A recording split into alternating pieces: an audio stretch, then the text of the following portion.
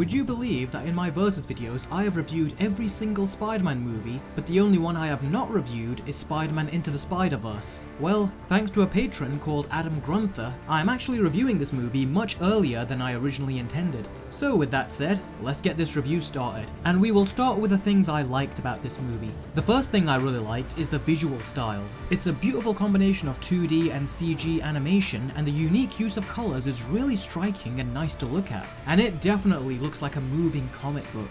I seriously can't stress how much I love the animation in this movie. Really, it looks really nice. Now, the first time I saw this movie, the only thing I took issue with in regards to the visuals was how the animation was stuttering. And it really brought down my enjoyment of the film the first time I saw it, as I just found it way too distracting. And I far preferred the animation when it was running completely smooth in a few of its scenes. And after watching the movie for the second time in preparation for this video, I am glad to report that the stuttering animation didn't bother me. Now, don't get me wrong, I would still far prefer the animation being completely smooth rather than having this stuttering effect going on, but I was able to look past it the second time round, and it certainly didn't distract me like it did on my first viewing. And I also really like the character of Miles. He is very likable, and I like the fake out how he starts out all cool and then he trips, and that pretty much clarifies that he is very much a loser, making him fall perfectly in line with the other Spider-Mans. I also like the comedy in this movie, and believe it or not, but I actually laughed far more in the first 10 minutes of Spider-Verse than I did in the entirety of both of the Holland Spider-Man movies. They even made a couple of crude jokes that worked. That's weird. My pants shrank. I think I hit puberty.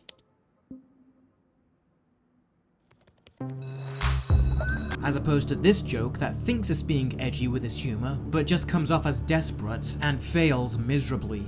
What are you doing here? There's a dance. I'm looking at porn. I just washed my hands. That's why they're wet. No other reason. The only joke I hated was this one. We are all Spider-Man. And we're all counting on you. They're counting on me. Probably not you specifically. I think it's a metaphor.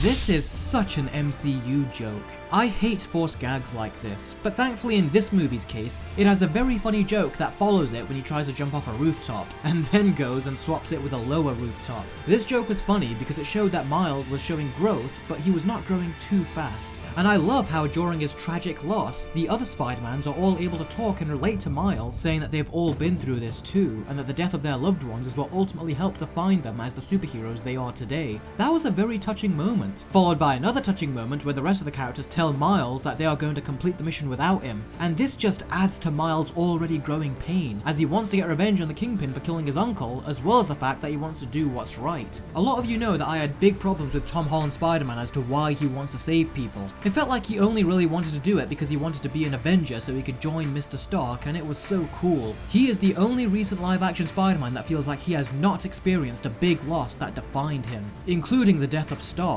He had him for a short while, but it didn't feel like he had him for a very long time. And even when he had to deal with his death, he got over it in no time. And he seemed to easily forget about it throughout his movie too. Life just went on for him as if nothing had happened. But Miles here and the rest of the Spider-Mans all have their own motivations and stories that completely beat Tom Holland's. And they're fully defined by their origin stories, something that, again, Holland Spider-Man does not have. That's most likely the last of my Holland comparisons. He's a great Spider-Man, as had been demonstrated in the movies directed by the Russo brothers, but it's just the writing for his standalone movies which have done a really poor job of giving him a legit reason to become a superhero. But Spider-Verse, despite having several different versions of the characters to set up, managed to give all of them an understandable backstory as to why they have taken up their superhero personas. And don't think I've forgotten, I love all of these different dimension Spider-Mans. Showing a Peter Parker that lost his job, his money, and his wife is very fascinating, and is something I always thought was a possibility in Peter Parker's future, but we never got to see it. But we do here, and it is great. We also get Spider-Gwen, who is cool, and we also get Noir Spider-Man.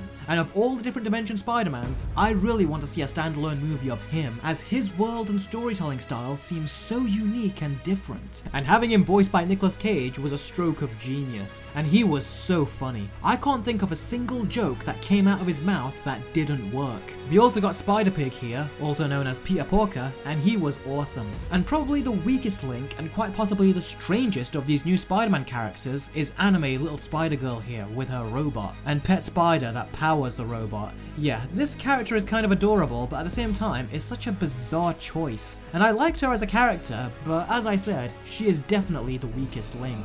Alright, now it's time to move on to the stuff I didn't like about this movie. Now I have a bunch of small problems and annoyances with this film, and I also have one big problem with this movie. And unfortunately, it is a really big problem for me.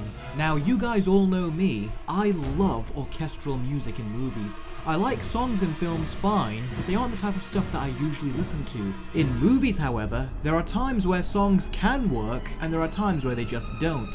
And in Spider-Verse, we have a combination of pop songs and rap songs. And ever since I was a very little kid, I liked certain songs, but I never liked rap songs. I mean, I'm sold on having songs in movies when they are done right, but raps never usually work for me. A lot of these scenes are also supposed to be big moments in Miles' development, and including these songs and raps really did take the emotional impact away from those scenes for me. And it's not just unique to this movie. Take Watchmen for example. This movie uses a mixture of songs and music, and the scenes with songs in them I also found very odd and out of place, and the impact that the scenes were supposed to give me didn't really hit. But then, when the movie did use orchestral music, the scene is full of atmosphere and emotion, and it just works a hell of a lot better. And my sentiments are exactly the same with Into the Spider-Verse. Now if pop songs and rap songs in movies work for you, then that's fine. But I, for one, really can't stand them, and I would always take an orchestral musical score every single time. Now it's important to note that I didn't mind the songs at first, but when I really did start to mind them was when the world finds out that Spider-Man, aka Peter Parker, had died. And the song that played just completely killed a moment. And whatever emotions they wanted me to feel,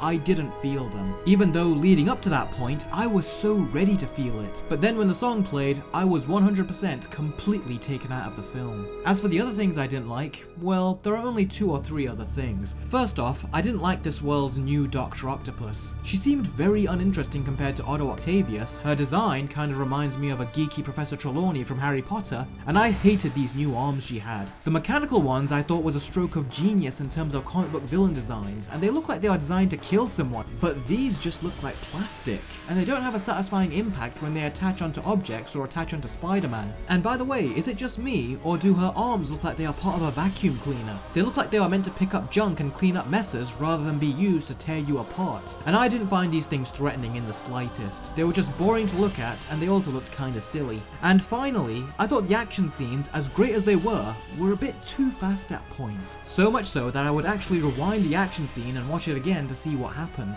Oh, and something else that really did kinda bother me whenever it happened is the screams and grunts that Miles makes. His screams sound like they are recorded from a completely different voice actor. This scream, for instance, it sounds a lot like Robin's scream from Teen Titans.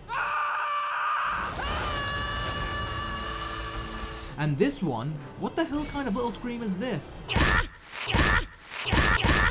It sounds as if a chicken is getting his neck snapped. It sounds like it's meant for exaggerated comedy, but they use this sound several times during intense action scenes, and it just sounds off. I mean, you know, grunt like a normal person. Grunt like yourself. Not like Robin and a dead chicken. And those are all the complaints I have with the movie. Out of all the movie's great accomplishments, what is probably the most ingenious thing about Into the Spider-Verse is that it breaks the #1 rule with regards to comic book movies nowadays. And that is, you don't try to set up a whole cinematic universe with just one movie. And well, Lord and Miller broke that rule, and they made a movie that builds a whole universe of Spider-Man characters, and it never feels like the story is getting bloated or you as an audience member are being force-fed too much information. And it also broke another rule, a rule that other properties recently have failed at miserably. That rule being that this movie actually kills a beloved character, but it doesn't do it in an insulting way such as The Last Jedi, Birds of Prey, and most recently, The Last of Us 2. They very smartly do it here, and it lends itself to a unique story, as opposed to a generic one that has been done 2 million times already.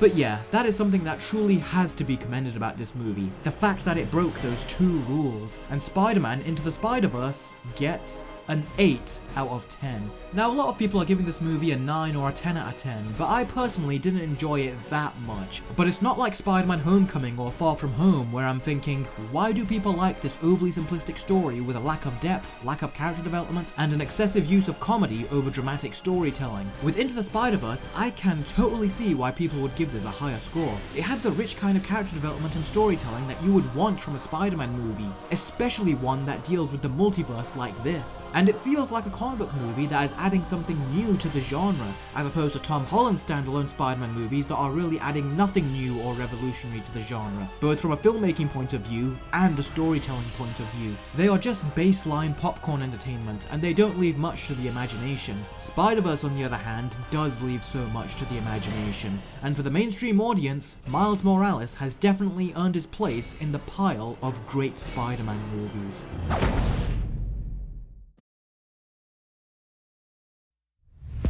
This video was requested over on Patreon by Adam Grunther, so for those of you that have wanted me to review this movie, and there were a lot of you, then go ahead and thank Adam in the comments below, as if it wasn't for him, then you wouldn't get this review this early. And a big thanks must go to him for going the extra step to support my channel. If any of you want to request reviews from me, or just support the channel and help keep it going, then head on over to my Patreon and take a look at the perks for yourself, and I will make a review of whatever you request. Thanks as always for watching, guys, and thanks again to Adam Grunther. I really do appreciate it, and I will see all of you next time. Take care.